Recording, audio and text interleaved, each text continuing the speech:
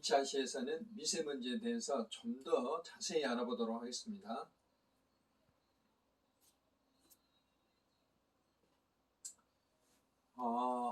EPI 지수라고 환경성 성과 지수라는 게 있어요.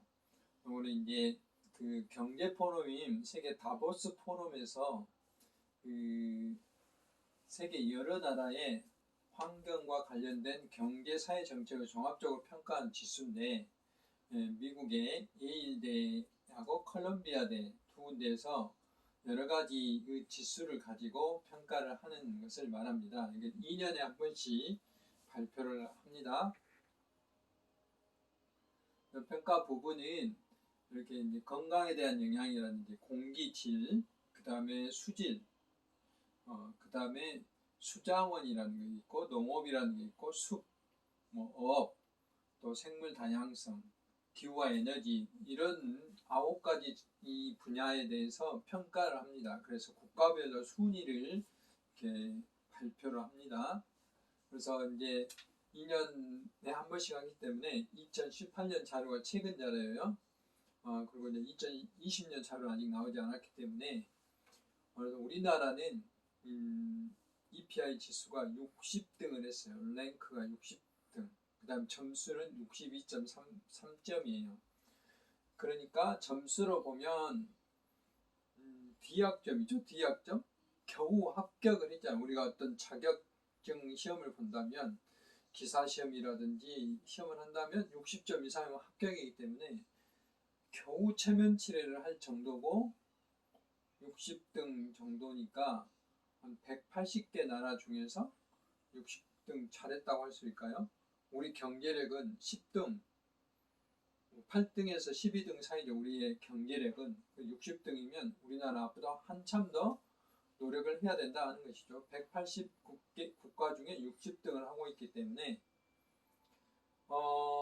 분야별로 이제 뒤에서 더 자세히 보겠지만 우리나라는 자연환경적 건강에서는 52, 생태계 활용에서는 78위 이렇습니다.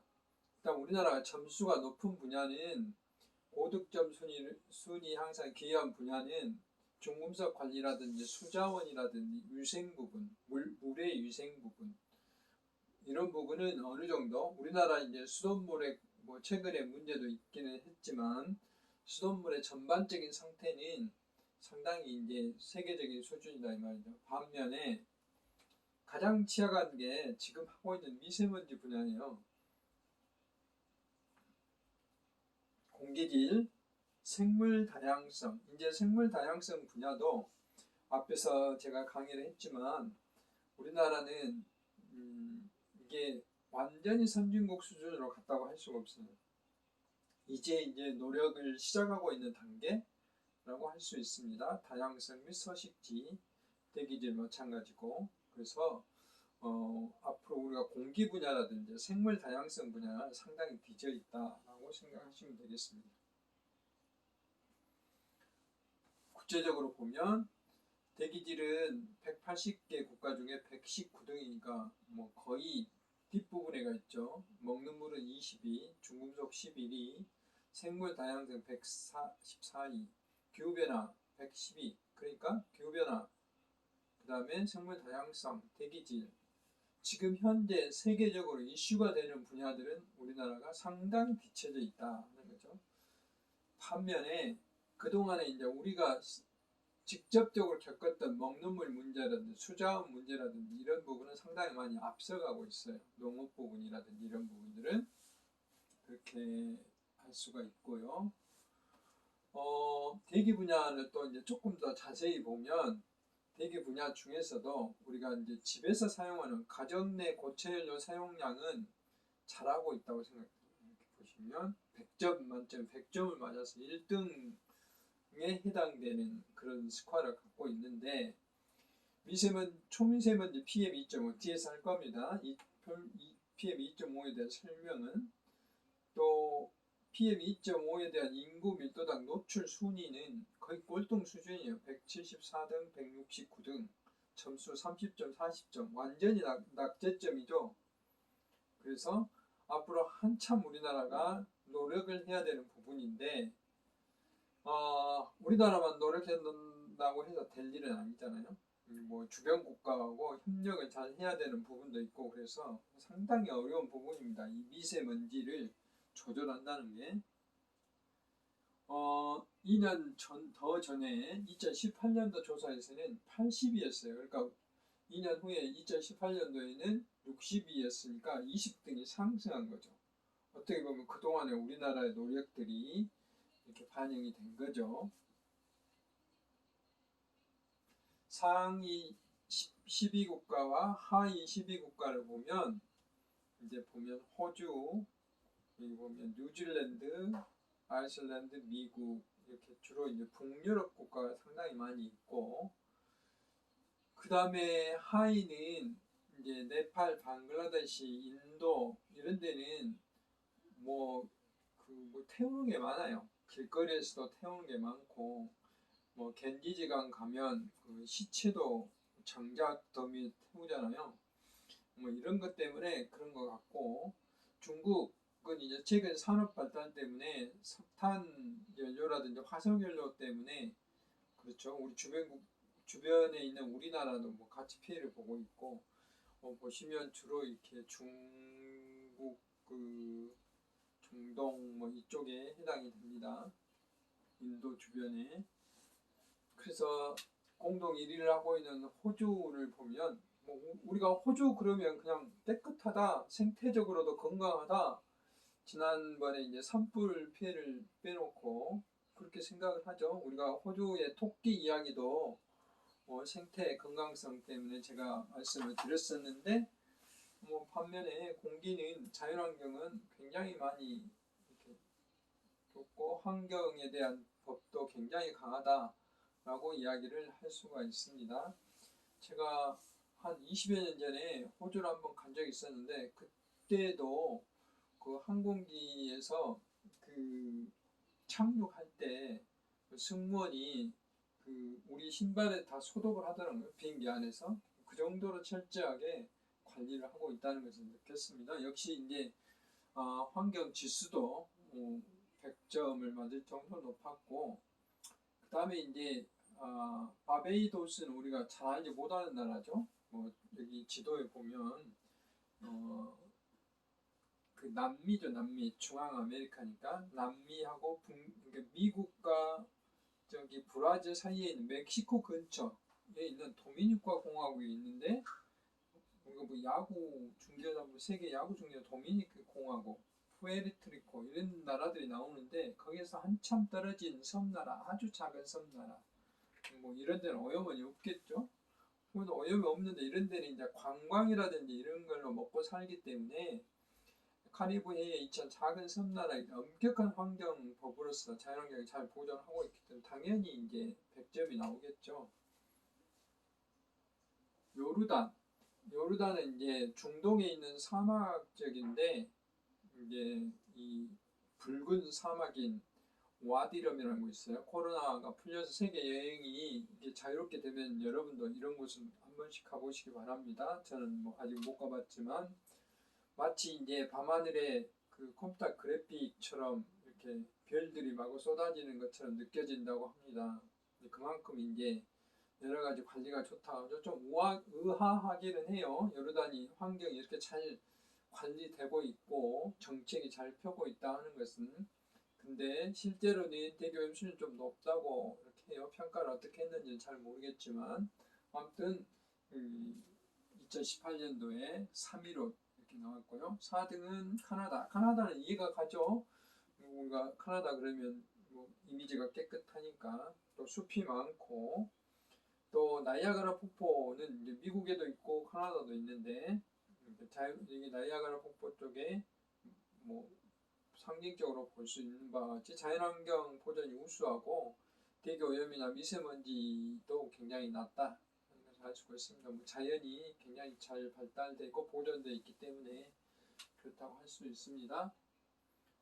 5위는 덴마크인데 이제 여기 보면 과거에 1등이 뭐 핀란드 이랬어요. 노르웨이, 아이슬란드 이런 나라 북유럽 나라들은 대부분 거의 청정해요. 근데 덴마크가 5등이지만 이런 나라들도 거의 순위 안에 다 들어갔다 라고 이야기를 할 수 있어요. 정부 주도로 에너지 정책을 펴고 있고, 또 가능하면 그 오염원을 내는 그런 공장들이 그렇게 많지 않기 때문에 순위가 굉장히 높다라고 이제 이야기를 할 수가 있습니다.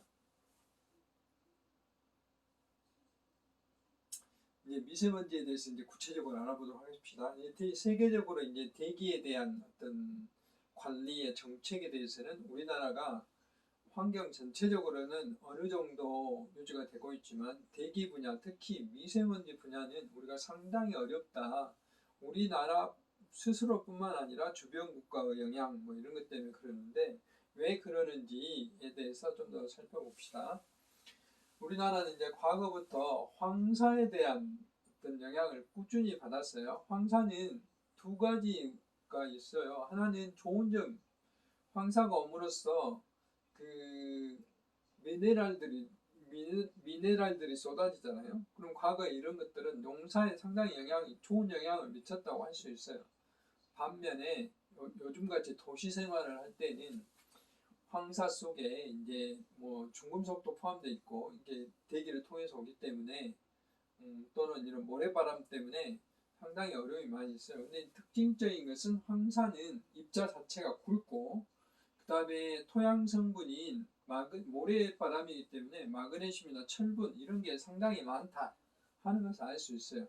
요즘같이 이제 미세먼지뿐만 아니라 초미세먼지까지 우리가 위협을 받고 있기 때문에 왠지 모르게 우리가 황사 그러면 그렇게 그냥 심한 오염원이다 생각을 안 할 정도가 됐어요. 과거는 황사가 발생한 주요 이슈였는데 요즘은 황사보다 더 심각한 미세먼지가 나왔기 때문에 이제 황사도 사실은 미세먼지에 포함이 됐어요. 요즘은 한 2년 전만 하다니까 따로따로 관리하다가 지금 같이 관리하면 어차피 황사도 미세먼지 포함되기 때문에 그래서 미세먼지는 황사보다 훨씬 더 그 작은 크기 그리고 역시 우리나라뿐만 아니라 중국에서도 나온다. 주로 이제 미세먼지는 자연 발생도 있지만 주로 이제 인위적인 발생, 도시에서 발생한 것이 많아서 중금속이나 각종 화학물질이 훨씬 더 많이 포함되어 있다 하는 것이 특징이에요.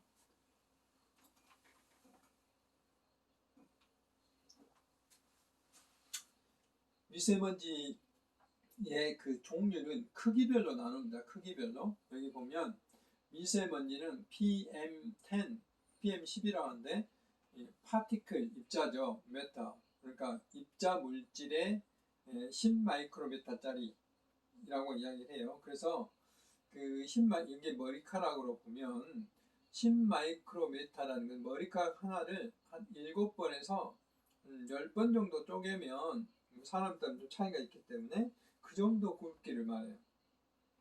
그 다음에 PM2.5는 이제 2.5 마이크로메타죠. 그러니까 요것의 한 4분의 1 정도에 해당이 되죠.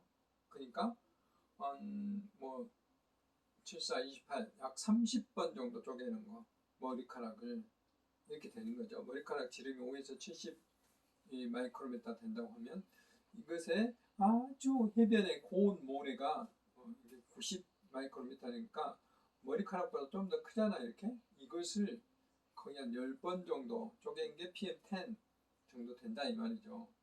그렇게 구별하시면 되겠습니다. 그러니까 우리가 PM10이나 PM2.5 미세먼지나 초미세먼지는 우리 눈에 잘 보이지 않는다 이 말이죠. 그래서 우리가 이런 게 발생하면 하늘이 그냥 뿌옇게 보일 정도라고 할 수 있어요. 그만큼 작기 때문에 어쩌겠어요? 우리 몸속에까지 잘 들어오겠죠. 이것은 이제 전자현미경은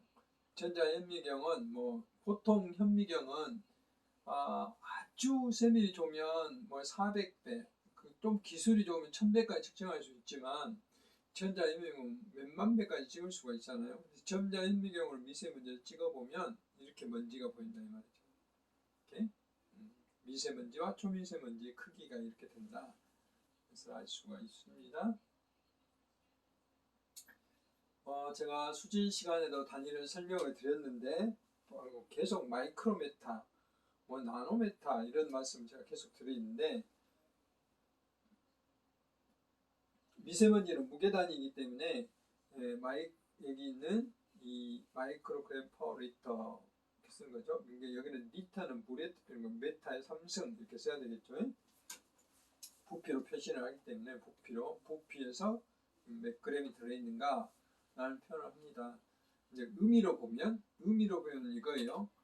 20m 곱하기 50m 깊이가 1m짜리 수영장 물 중에 이게 잉크 한 방울 정도의 분량이 초미세먼지, 미세먼지의 크기다 이 말이죠. 그러니까 우리가 엄청나게 작은 분이다라고 이야기할 수가 있어요. 단위로 보면 미세먼지는 어디서 나올까? 아까 이제 자연적인 데서 나온다고 했는데 주로 이제 인위적인 현장이 나오는데 이렇게 우리가 산불이 났다든지 쓰레기를 소각한다든지 또는 자동차 배기가스 현재의 우리나라의 주요 배출원은 자동차 배기가스죠. 그 다음에 도로나 빈 집터 뭐 흙이 있고 뭐 이런 데서 또 타이어 분진 뭐 이런 것이 영향이 있겠죠. 공장, 발전소, 자동차 배기가스 공장 발전소 주 발생원이죠. 그 다음에 건설 현장 이런 것들이 이제 미세먼지 발생 현상이에요. 초미세먼지는 이렇게 되는 것은 직접 미세먼지를 발생하는 것이 있고 그 다음에 자동차 배기가스가 나왔을 때 또 공장에서 화석연료, 휘발유나 석탄을 사용했을 때 이런 것에서 나오는 것들이 햇빛이라든지 또는 각종 어떤 화학 반응을 일으켜서 황산화물, 질소산화물, 암모니아 같은 것을 이렇게 만들어요. 그러면서 이것들이 화학 반응을 일으켜서 미세먼지, 초미세먼지를 만들게 됩니다. 그래서 우리가 초미세먼지, 미세먼지를 분석할 때 황산화물, 질소산화물, 암모니아 뭐 이런 걸 검사하는 거예요. 황산화물이라는 것은 황이 들어있는 그런 연료를 사용하면 나오는 거고, 질소는 질소 성분이 들어있는 주로 이제 과거에 그 황이 들어있는 연료를 사용하는 공장에서 황산화물 많이 나왔고, 질소산화물은 자동차 배기가스에서 많이 나와요. 이것들이 미세먼지를 만드는 것뿐만 아니라 오존이라는 것도 만들어요. 오존. 특히 여름철에. 암모니아는 주로 이제 비료 같은 거 또는 화장실 이런 데서 나오는 거죠. 이것도 반응하면 미세먼지가 만들어지는 것이죠. 그래서 앞에서 말씀드린 산불이나 화산 폭발과 같은 이런 자연적인 발생 원인도 있어요. 근데 이거는 이제 자주 일어나는 게 아니고 지난번에 호주에서 산불이라든지 우리 강원도 산불이라든지 또는 그 미국의 산불 이럴 때는 심각하게 나타난 거죠. 뭐 제 경험에 이런 적도 있었어요. 한밤중에 그것도 미세먼지가 낮에 전혀 없었는데 한밤중에 한밤중은 아니죠. 저녁 무렵에 7시에서 9시 사이에 미세먼지 농도가 갑자기 농도가 올라간 적이 있었어요. 광주시에서 미세먼지가 갑자기 이렇게 올라간 적이 없었어요. 그래서 나중에 이제 원인을 쭉 파악해 보니까 나주 그 혁신도시 근처에서 볏짚을 태웠던 거예요. 볏짚을. 요즘 시대에 볏짚 잘 안 태우는데 볏짚을 태워서 대량으로 태웠던가 봐요. 그것이 광주까지 이렇게 흘러 들어와서 불과 한 3시간 동안만 딱 반짝 이렇게 농도가 올라갔어요. 그러니까 미세먼지에 주의보를 발령했다가 바로 또 이제 몇 시간 후에 해제를 했던 그런 기억이 있는데, 이와 같이 어떤 불이 난다든지 했을 때도 초미세먼지나 미세먼지 농도가 올라간다 이 말이죠. 이렇게 화산이 폭발한다든지 했을 때, 또 이렇게 고기를 굽는 식당에서 고기 굽고 뭐 이런 데도 마찬가지예요. 우리나라는 아직까지 이 음식점에 대한 냄새, 고기에 대해서 심각하게 대처를 아직은 못하고 있는데 문제 제기를 굉장히 많이 되고 있습니다. 요즘 뭐 우리나라는 이런 자동차는 없지만 상징적으로 그림을 이렇게 자동차 배기가스, 공장의 배기가스 이런 것들입니다. 그래서 처음에서 봤을 때 인위적인 발생원이 여기 다 써져 있죠. 앞에서 말씀드린 초미세먼지 성분을 이제 직접 측정해 보면 이렇게 황산염, 질산염이 거의 절반 이상 차지하고 있고, 그 외에 검댕, 시커먼 거 이런 이런 시커먼 것들을 이제 검댕이라고 그러는데, 그런 검댕의 성분들이 이제 한 16%, 16.8도로 되고, 그 다음에 이제 미네랄이 한 6.8, 기타 여러 가지 성분들이 들어있어요. 그래서 이걸 왜 측정하냐면, 우리가 중국하고 어떤 협의를 한다든지 협상을 했을 때, 이제 그냥 말로 하면 안 되잖아요. 기상 분석해보니 너희 나라에서 우리나라 이만큼 그 유입되더라 라고 하는데, 중국에서 이제 계속 근거를 대라 라고 이야기를 하잖아요. 그러면 방법이 뭐겠는가? 이렇게 성분을 측정해보자. 베이징의 초미세먼지 성분을 측정하고 우리나라의 초미세먼지 성분을 측정한다든지, 또는 지금은 중국하고 협의가 안 돼서 할 수 없지만 중국에서 그 나오는 미세먼지에 우리가 어떤 표지를 하는 거, 표시 그 방사성 동위원소라든지 뭐 이런 걸 표시를 하면 우리나라에 어떻게 한다는, 또는 요즘은 그 탄소 성분을 구체적으로 분석하는 장비가 있어요.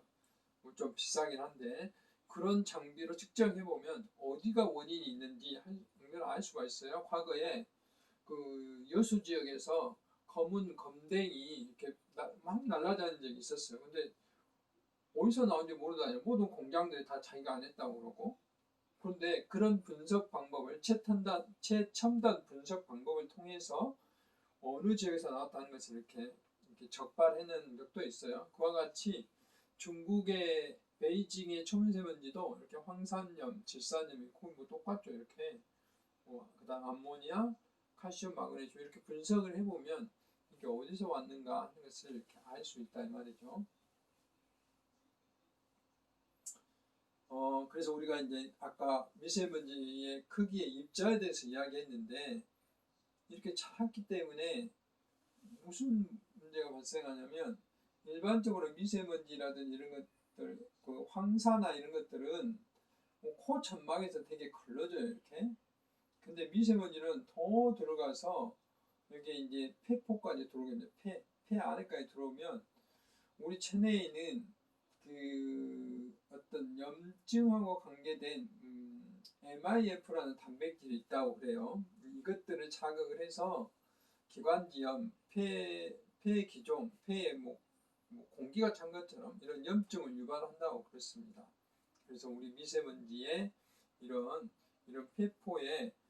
폐포가 굳는다든지 이런 염증이 유발한다니 하면, 뭐 코로나도 마찬가지지만 숨을 쉴 수 없잖아. 우리 산소 폐의 역할이 신선한 공기를 받아들여서 우리 모세 혈관, 우리 혈액 속에 산소를 공급해주는 역할을 해야 되는데 그걸 못하게 되니까 사망하게 되는 거죠. 특히 이런 심혈관 질환자, 그 다음에 고혈압 환자한테 치명적일 수가 있다 이 말이에요. 미세먼지가 이렇게 폐 깊숙이까지 침투해 들어가기 때문에 입자가 작을수록 더 깊이 들어갈 수가 있어요. 그래서 초미세먼지가 훨씬 더 위험하다 하는 것을 알 수 있어요. 여기 보시면 알잖아요. 이게 입자가 5에서 10마이크론은 눈이나 코에서 걸러지고, 좀 더 작은 것은 기관지까지 이렇게 초미세먼지 2.5 이하가 이제 초미세먼지잖아요. 초미세먼지들은 폐포 깊숙이까지 가서 폐 손상까지 일으킬 수 있다 하는 것을 그림으로 볼 수가 있고, 앞에서 이미 조기 사망자에 대해서 말씀을 드렸지만 359명인데 2060년도에 1100명 수준으로 늘어날 것이다. 우리나라가. 중국, 인도 마찬가지죠. 그래서 우리가 신경을 쓰지 않으면 안 된다 하는 것을 알 수가 있고요. 앞에서 이제 여러 나라 이야기했기 때문에 이게 이제 우리나라만의 문제인가? 아니다, 글로벌한 이슈다 하는 거예요. 미세먼지는 전 세계적인 글로벌한 이슈다. 전 세계에서 약 35억 명, 그 중에서 우리 동아시아, 이스트 아시아 태평양 지역이 13억 정도가 미세먼지에 대한 피해를 영향을 입고 있다. 그리고 세계 전체적으로 봐서도 수질에 대한, 먹는 물에 대한 그 죽음의 효율은 계속 줄어들고 있는데 미세먼지는 점진적으로 늘어나고 있다 하는 것을 통계적으로 알 수가 있어요. 그래서 미세먼지 어디서 올까라고 이제 여러 가지로 분석을 해보면 대부분 우리나라에서 절반 정도, 외국에서 절반 정도인데 그 중에서 거의 대부분은 중국에서 온다 하는 것들은 이렇게 이 그림으로 표시를 해보면 위성으로 측정하는 분석을 해보면 알 수 있어요. 이렇게 즉각적으로 중국과 가까운 쪽이 영향을 미친다 하는 것이고, 또 다른 방법으로 분석을 해봐도 마찬가지고, 그래서 다양한 방법으로 이렇게 분석을 해보면 중국에 스모그가 발생했을 때 이렇게 우리나라도 서울의 미세먼지가 똑같이 증가한다 하는 것을 알 수 있고, 수도권에서 우리나라 기후가 이게 녹색이고 이게 핑크 분홍색이 중국의 영향인데, 그 시기에 따라서 중국에서도 영향이 훨씬 더 크는 경우도 있고 우리나라 발생할 때가 있고, 그래서 이럴 때는 이제 공기가 잘 움직이지 않는 정책이라고 말할 수가 있죠. 이렇게 이제 분석을 해볼 수 있어요.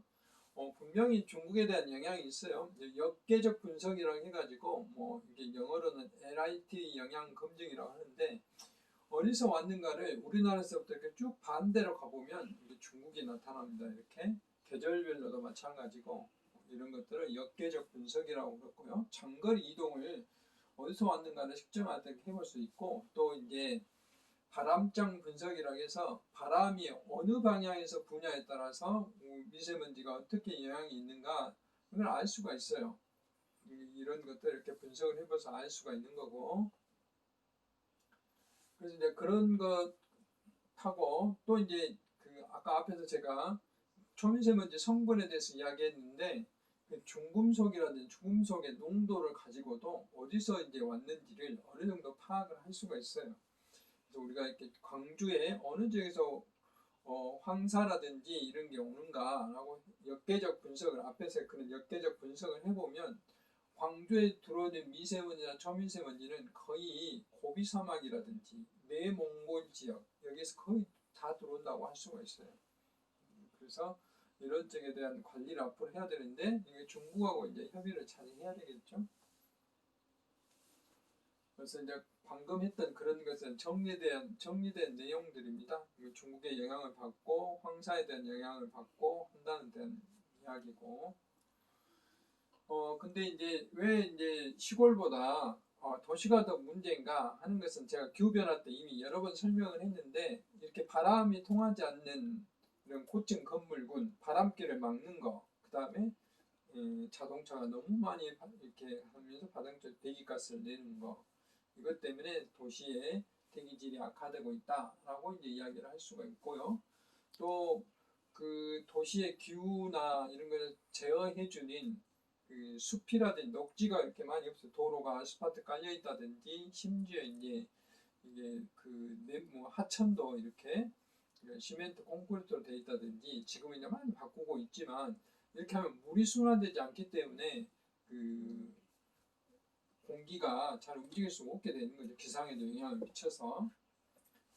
그래서 이런 것들을 고려하고 측정하고 연구하는 것들 우리는 미규라고 해요. 국지적 부분은 우리 동네 또는 뭐 이렇게 측정하는 것들을 미규라는데, 이런 미규는 이제 측정하는 게 중요한 것은 공기가 어떻게 움직이는가 온도에 따라서, 그래서 미세먼지가 어떻게 확산되고 정체되는가 하는 걸 알 수 있기 때문에 이런 걸 이제 다룬다 하는 것을 말씀드릴 수가 있고, 그런 그 미기후, 그 국지적인 기후가 도시 열섬 현상하고도 크게 관련이 많다는 것입니다. 이거는 기후변화 때 했기 때문에 그냥 넘어가도록 하겠습니다. 이 도시의 대기 그 열섬 현상에 대해서도 기후변화 때 제가 이렇게 광주의 여름철에 낮의 온도, 밤의 온도, 열대야가 나타난다 하는 것도 제가 말씀을 드렸기 때문에 넘어가도록 하겠습니다.